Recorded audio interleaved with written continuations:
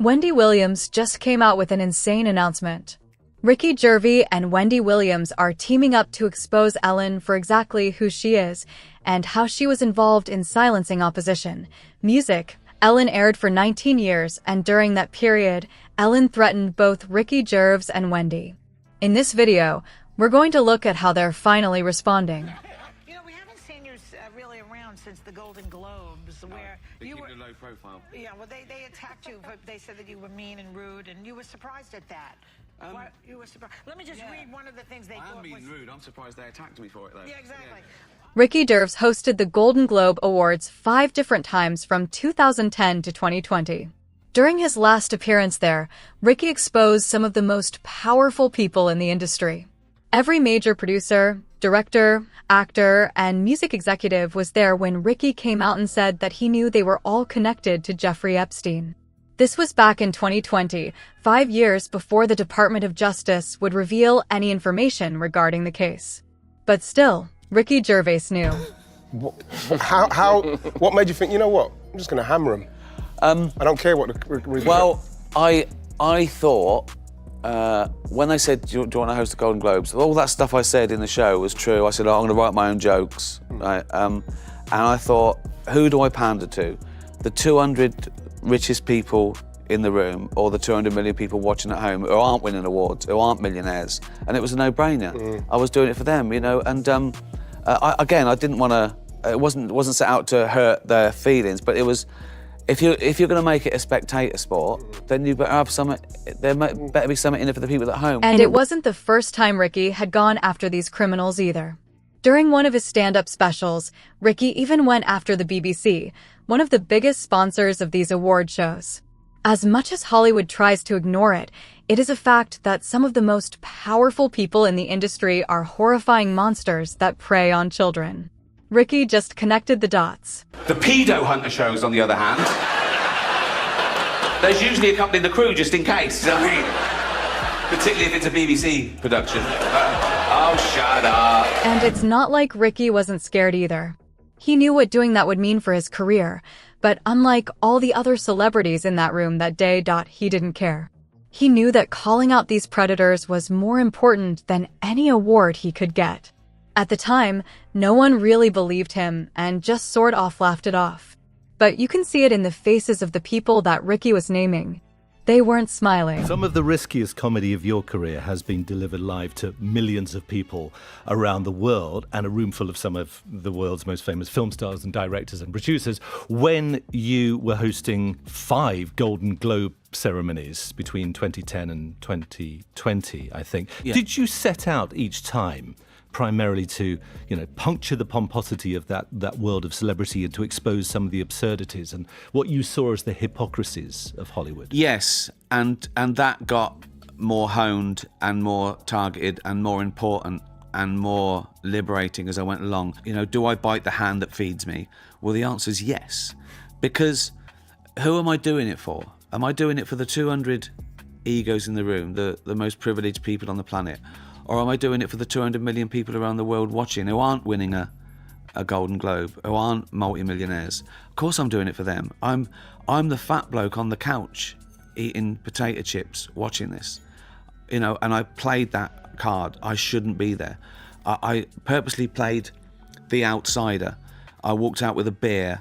I walked out, I didn't look like them. I didn't act like them. I didn't think like them. The truth is, I do know some of them. I have got things in common with some of them. I'm an actor, I'm an entertainer. I was there as a comedian. And I think that, again, particularly in British comedy, a stand-up is a court jester. We're down with the peasants, laughing at the king.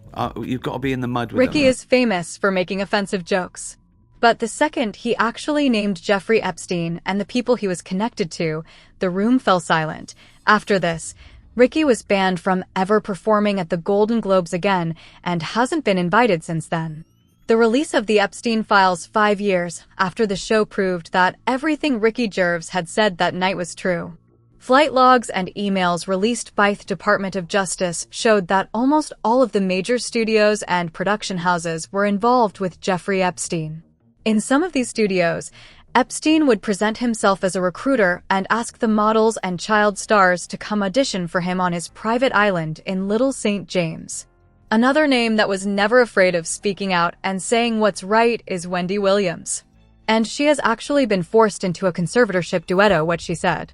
When Ellen first announced that she was shutting down her show, every celebrity treated the news like the end of the world.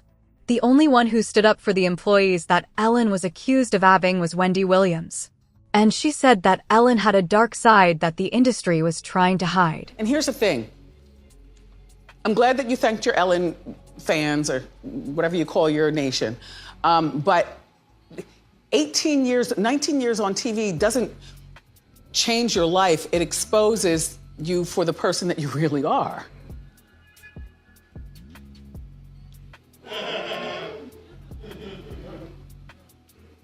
Suzanne, you've been around the block. Yes, I have been around the block.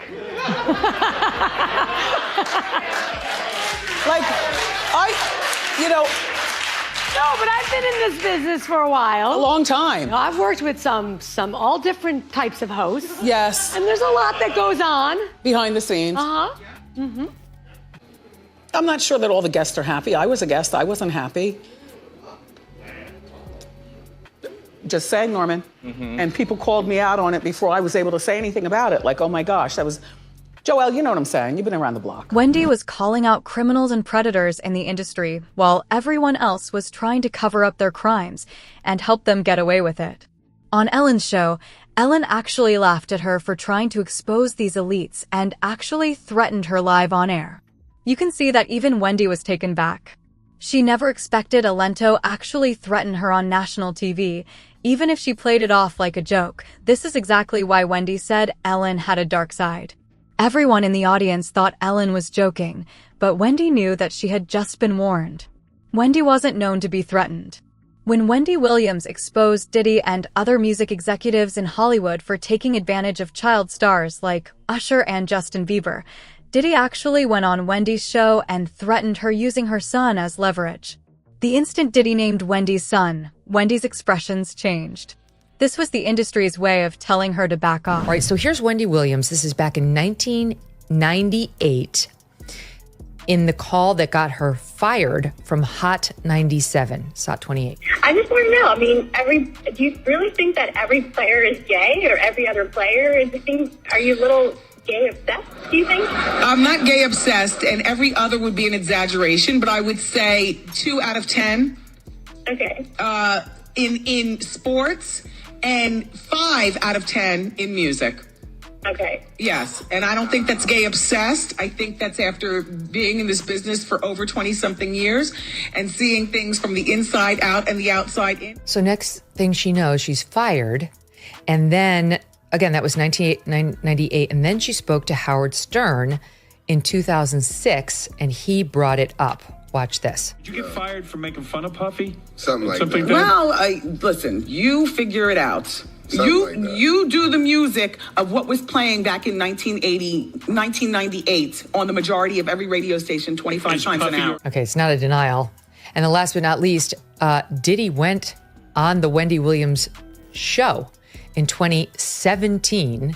So now we're, many years after her firing, almost 20 years after her firing because of that comment.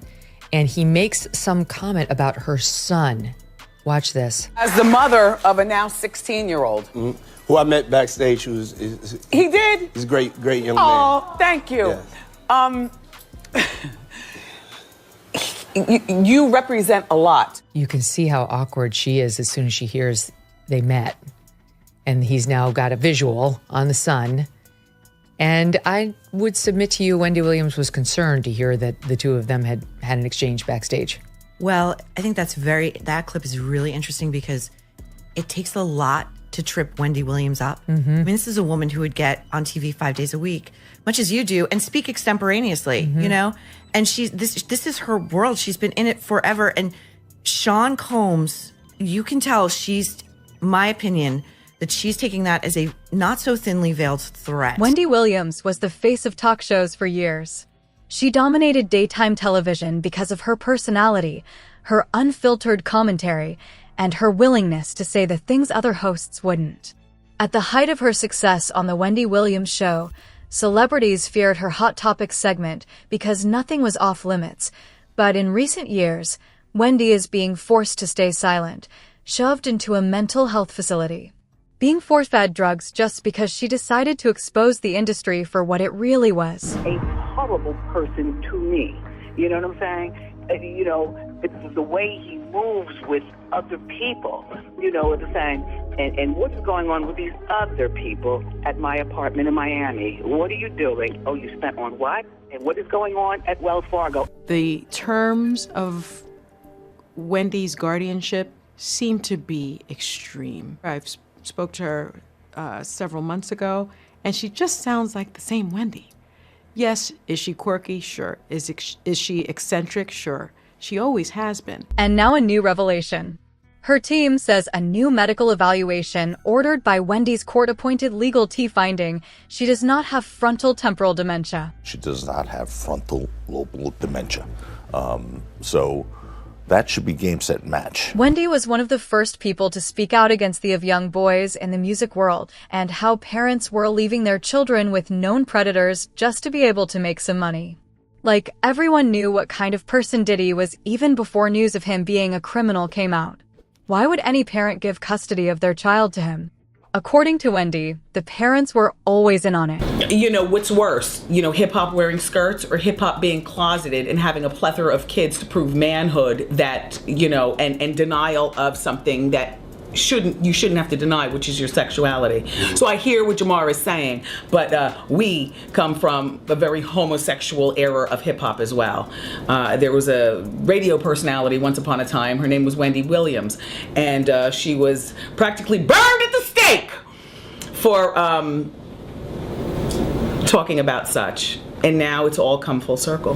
There were many situations, none of which to talk about, but there were many situations back in the day in my career, and it's all coming full circle now. So, do you think now with people like Frank Ocean coming out of the closet, even though he's not exactly a rapper, but he definitely overlaps into the rap community? Mm-hmm. Do you think that we're gonna have a time where it's cool to be a gay rapper? I don't know. When the Epstein files came out, the same people who once controlled the industry had no choice but to run away. Ellen herself is in the UK right now and plans to never come back. Other celebrities are also gearing up to leave. These people aren't doing it willingly. They know that they need to get out before the lawsuits start dropping. Talking about lawsuits, music, there are over 100 different lawsuits from different victims against Diddy. It's like everything Wendy said is being proven true. Growing fallout over the latest release of the Epstein files, Hollywood mogul Casey Wasserman is selling his sports marketing and talent agency after his suggestive emails with Epstein associate Ghislaine Maxwell were revealed. Here's ABC's investigative reporter, Olivia Rubin. Tonight, outrage over the Epstein files forcing a Hollywood heavyweight talent agent Casey Wasserman to sell his namesake firm following the release of his suggestive emails with longtime Epstein associate Ghislaine Maxwell. In A Music, note to employees, Wasserman writing he had become a distraction for the agency, which represents thousands of celebrities, performers, and athletes. He revealed the sell-off is already underway following the departure of Grammy Award-winning singer Chappell Roan and soccer legend Abby Wambach. Among those newly released messages, Wasserman, who flew on Epstein's plane in 2002 for a Clinton Foundation humanitarian delegation, writing to Maxwell in March 2003, "I think of you all the time. So what do I have to do to see you in a tight leather outfit?" Music, Maxwell responding in April, offering to give him a massage that can, quote, drive a man wild. The price that Wendy has paid for trying to protect young stars in the industry is too high. But even then, other whistleblowers and victims didn't even Music manage to get away alive. How dare him? How dare him? I control me. Well, and you know your limits, you know. Let me tell you something right now. I don't need Will for anything. Carolyn Andriano and Lee Music. Sky Patrick, two of the witnesses who were named against Epstein and Ghislaine Maxwell back in 2021, both ended up dying. Music, in accidental over 6 years apart. Here's what the mother of one of those victims had to say. It makes me sick. Literally turns my stomach. That's Dorothy Granert's Feeling, whose daughter, Carolyn, was recluded by Epstein when she was only 14 years old. According to her mother, the unimaginable acts that she lived in Epstein's mansion haunted her for years. A wreck. Because she would disappear out of shame. Authorities declared her daughter Carolyn dead due to an overdose in May of last year. She left behind 5 children and her mother. The only person somewhat responsible was Jeffrey Epstein, who committed suicide in jail. I couldn't even sleep in my room because I've got all Carolyn's artifacts of memories we made. And I said to my son, I said, I can't sleep in my own room. All I see is Carolyn. Right now, Wendy is trying to escape her guardianship. Court-ordered doctors have proven that Wendy never even had dementia in the first place. It was all an excuse to silence her voice. Wendy claims that she's being held against her will. So, our recent events have been unbelievable. Talk about it. We came back from dinner, and apparently police were called. But I was told that at some point, police were called because the coterie here was saying allegedly that I took my aunt from this facility and whisked her away without any sort of confirmation or approval. Which according to everything that we have learned in terms of this whole situation, wondering exactly how that correlates with the statements that the guardian has made that Wendy is able to come and go as she pleases. Right. And that there are no family visits that are blocked. Clearly, they are lying to me when they say I can go out and do what I want to do. This is my niece, Alex. She just flew in from Miami, okay? I just came from the hospital. So we are going out to celebrate. You know what I'm saying? Celebrate what? I don't know. I'm from the hospital. You know what I'm saying? And of life. Right. And this is what has been done to us. We're good. We're good. We're back in one piece. I'm glad to hear that. Yeah. Thank you. Several investigative journalists have come out and called out Hollywood for what they're doing to Wendy Williams. If you found this video interesting, make sure to like, subscribe, and turn on notifications so you don't miss any future updates. What do you think about these claims and the stories surrounding Ellen DeGeneres? Let us know your thoughts in the comments below. Thanks for watching, and we'll see you in the next.